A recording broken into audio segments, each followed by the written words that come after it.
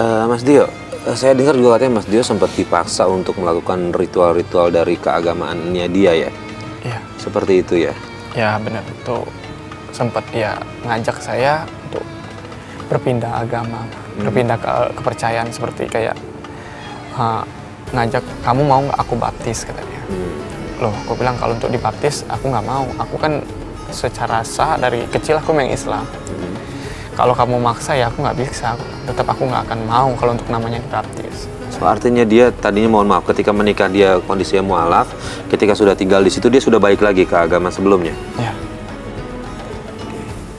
Ini yang dikhawatirkan, pernikahan beda agama seperti ini, Pak Ustadz ya?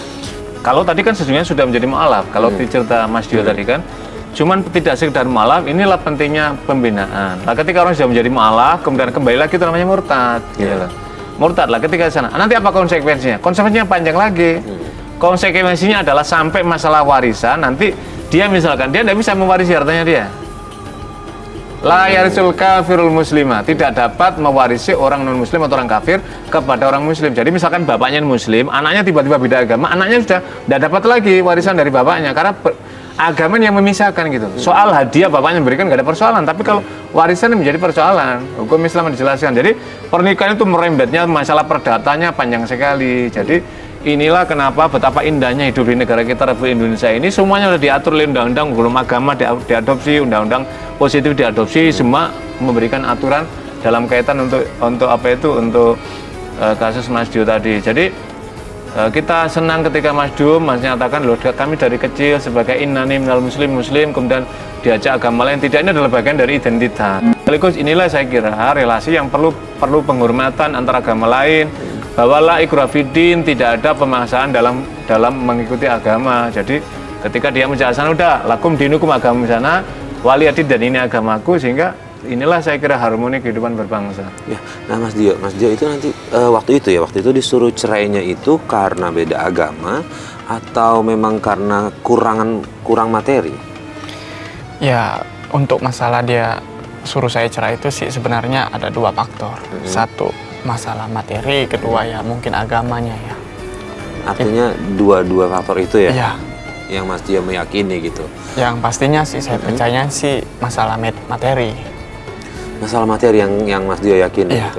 Pak Ustadz, di luar dia beda agama segala macam itu, ada mertuanya minta untuk bercerai nih cuma karena faktor materi lah misalnya, meyakini itu nih. Jadi kalau ada orang yang menikah sama-sama agamanya, lalu lain nggak ada persoalan, kemudian suatu saat suaminya ini taruhlah misalkan jatuh pilot mendesak, kemudian akhirnya ekonominya turun, kemudian ibu mertuanya itu meminta cerai, maka tidak dibolehkan. Hukum agama menjelaskan orang tidak boleh meminta anaknya diceraikan atau untuk menceraikan kepada istrinya karena faktor yang tidak berdasarkan syari. Faktor syari itu artinya apa? Perselingkuhan itu dibolehkan.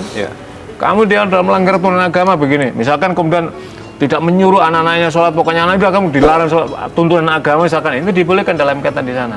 Tetapi kalau hanya karena faktor ekonomi, misalkan kekurangan, bukan, harusnya orang tua itu justru memotivasi, menguatkan, kamu sudah menikah, punya tanggung jawab pada istri dan anakmu, ayo bangkit, ayo kamu bekerja, Tuhan pasti akan memberkahi, Tuhan pasti akan memberikan pertolongan padamu. Mestinya memotivasi itu, bukan semakin melemahkan. Inilah saya kira penting juga orang tua memberikan penghargaan, apresiasi, motivasi kepada anaknya supaya bangkit, karena kita tidak tahu di antara kita. Mungkin sekarang kita sedang dalam keadaan kaya, tapi suatu saat roda takdir Tuhan diputar, enggak juga, karena kita punya banyak pengalaman.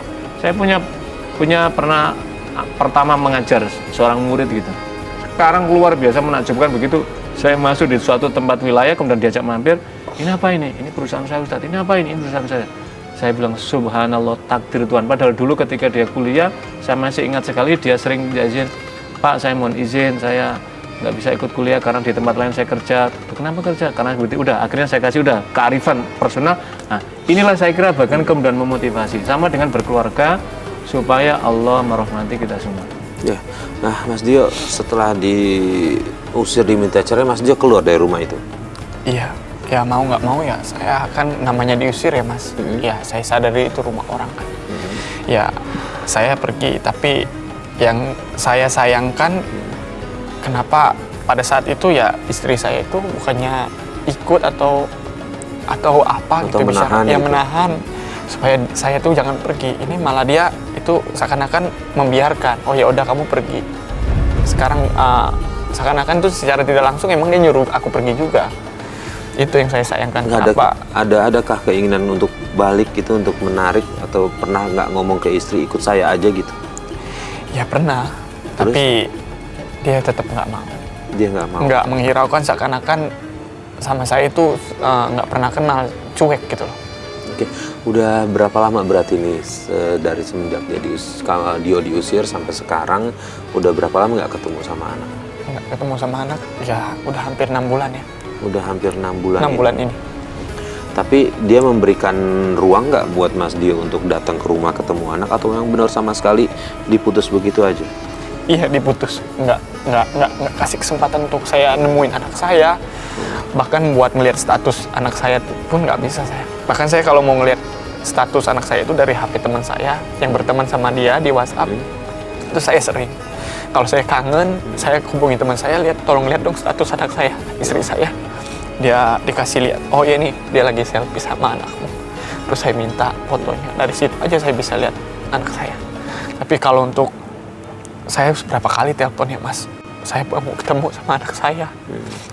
Saya kangen gitu. Tapi dia tetap, udah lupain aja. Dio, kamu gak usah hubungi saya lagi. Kami udah bahagia sekarang. Aku bilang, kebahagiaan kamu kan itu kebahagiaan aku. Aku bilang, itu kan anak aku. Aku bilang, aku wajar untuk melihat, wajar aku untuk menemui. Aku mau kasih nafkah, kenapa nggak mau? Aku bilang. Tapi dia tetap jangan, nggak usah. Kami udah bahagia, lebih baik kamu lupakan aku sama anakmu. Anggap aja nggak pernah ada. Pak Ustadz, nih hubungan ayah sama anak sudah diputus nih Pak Ustadz. Gimana nih hukumnya Pak Ustadz? Iya, saya sedih sekali, ikut sedih ya. Sebab bagaimanapun itu adalah darah dari seorang ayahnya, pasti ayahnya akan mencari turunan darahnya gitu. Dan turunan darahnya pasti suatu saat memerlukan ayahnya gitu. Kan nggak bisa diwalikan pada yang lain. Maka para pemirsa, sepatutnya kita harus bisa menghormati nilai-nilai kemanusiaan dan keagamaan. Ketika ada suami istri terpisah, kemudian kita sebagai ayahnya, maka kita boleh membenci ayahnya, tetapi jangan sampai kemudian kita ikut melibatkan supaya anaknya ayahnya itu membenci kepada pada ayahnya, dan ayahnya sebaliknya. Beri ruang, sebab bagaimanapun, sehebat sebagai apapun anak itu dalam lingkungan keluarga bersama ibunya, dia masih punya ayah dan dia pasti akan mencari ayahnya. Beri ruang. Tujuannya apa? Untuk ketenangan psikis anak itu, sehingga kelak akan muncul jiwa-jiwa besar dia. Salah satunya adalah ayahnya sekalipun tidak ikut dalam satu rumah, tapi ada memberikan. Inilah saya kira agama itu memberikan penghargaan. Orang bisa putus status dengan istri, tetapi tidak pernah bisa putus status dengan anaknya. Nah, Mas Dio masih cinta sama istri? Masih Mas. Masih ingin kembali? Masih sangat masih. Kalau misalnya kita kasih kesempatan ruang buat Mas Dio ingin mengatakan ke istri, ke anak, apa yang Mas Dio ingin sampaikan? Ya, buat istriku, ya kalau memang ada rasa sayang sama saya, ya tolong pertemukanlah saya sama anak saya. Kalau memang saya kurang atau kurang mampu, ya kasihlah saya kesempatan buat memperbaiki semuanya. Ya, saya minta tolong jangan pisahkan saya sama anak saya, karena itu kan darah daging saya. Ya, walaupun kamu nggak mau lagi sama saya, ya untuk anak ya jangan kamu pisahkan ke aku, itu aja. Mas Dio sudah ada ketetapan hukum untuk Mas Dio bercerai sama dia? Belum? Karena saya nggak bisa nuntut, karena kan saya nikahnya nikah siri, Mas. Pak Ustadz, Ya. ini masalah lagi nih Pak Ustadz. Misalnya nih, Mas Dionya atau istrinya memutuskan untuk berkeluarga lagi. Ini gimana nih Pak Ustadz urusan pernikahan sebelumnya? Ya. Pak Ustadz? Kalau dalam kaitan hukum agama, kan ketika dia sudah keluar dari agama kan tidak putus. Sudah putus Sudah ya? putus artinya? ya dengan sendirinya. Yang kedua, apalagi ini tidak ada catatan, baik itu catatan di Kementerian Agama, KUA dalam hal ini, atau dalam catatan pengadilan negara, maksudnya pernikahan negara gitu. Pernikahan negara maksudnya melalui pengadilan karena beda agama. Nah, para pemirsa sekalian, apa pelajaran penting dari kisah ini? ketika ada dua anak manusia menikah secara siri, kalau misalkan muslim dengan muslim siri sah memang secara agama, tetapi secara undang-undang negara belum disahkan gitu loh, belum disahkan karena belum dicatatkan. Apa konsekuensinya? Konsekuensinya ketika terjadi misalkan seperti ini kemudian punya anak, masing-masing tidak punya keterikatan negara untuk menuntut karena nggak ada alat buktinya gitu. Yang kedua adalah ketika nanti sudah dewasa, tentang pembagian harta, gonogini atau pembagian warisan, tidak dapat lagi. Tidak dapat dalam makna apa? Ketika dia menuntut ke pihak lembaga negara, tidak ada karena tidak ada surat negara sebagai bukti keterikatan dari mereka berdua. Pada kesempatan pagi ini kita menyaksikan bagaimana Mas Dio ini adalah wujud daripada ketika hanya mengandalkan bisiri dengan siri tadi, ternyata tidak catat negara, menyulitkan pada dia tentang hak kepada anaknya, hak tuntutan yang lainnya dan seterusnya. Saya kira ini bisa kita ambil pelajaran untuk kita semua.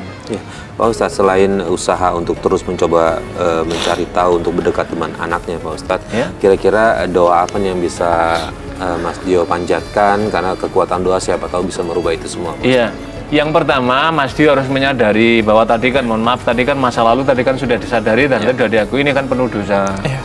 Maka tentu sebagai orang beragama, pengakuan dosa kita kepada Allah dengan cara apa? Memohon ampun, istighfar secara lisan. Yang kedua adalah dengan taubat yang sungguh-sungguh, itu harus dilalui. Yang ketiga, karena masih punya anak, berdoalah kepada Allah, memohon kesempatan bisa memperbaiki diri untuk bisa menyelamatkan anaknya supaya ikut bersama Mas Dio dan kemudian ini membangun masa depannya. Mudah-mudahan Allah, dan yang ketiga adalah memohon kepada Allah, mudah-mudahan Allah berikan hidayah pada istri dan pada anaknya tadi itu. Dan mudah-mudahan dengan cara seperti itu kita nggak tahu kuasa Allah kemudian mengetuk hatinya dan kemudian akhirnya mau kembali. Ini adalah bagian dari keajaiban Allah ketika hambanya bersungguh-sungguh taubat kepada Allah Subhanahu Wa Taala. Amin. Terima kasih Pak Ustadz atas sama-sama. semua nasihatnya. Dio, saya berharap sih untuk coba bisa diamalkan apa yang tadi Pak Ustadz sampaikan. Intinya adalah jangan berhenti berdoa, jangan berhenti untuk terus beribadah sama Allah Subhanahu.